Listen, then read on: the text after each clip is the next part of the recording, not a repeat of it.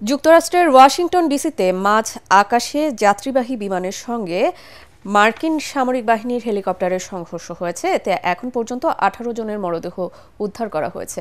American এয়ারলাইন্সের বিমানটিতে ৬৪ জন আরোহী ছিলেন। দুর্ঘটনায় আরও বেশি হতাহতের আশঙ্কা করা হচ্ছে।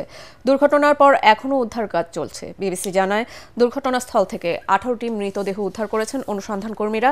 এখন পর্যন্ত জীবিত কাউকে পাওয়া যায়নি। ইউএস ফেডারেল এভিয়েশন অ্যাডমিনিস্ট্রেশন জানিয়েছে, পিএসএ এয়ারলাইন্সের একটি আঞ্চলিক জেট রেগান বিমানবন্দরের কাছে যাওয়ার সময় একটি ব্ল্যাক হক হেলিকপ্টারের সাথে মাঝ আকাশে সংঘর্ষ হয়। মার্কিন সেনাবাহিনীর একজন কর্মকর্তা জানান, তাদের একটি হেলিকপ্টার এই দুর্ঘটনায় পড়েছে। দুর্ঘটনার পরপরই জরুরি কর্মীরা উদ্ধার কাজে অংশ নিয়েছেন এবং বিমানবন্দর থেকে সমস্ত উড্ডয়ন এবং অবতরণ বন্ধ করে দেওয়া হয়েছে।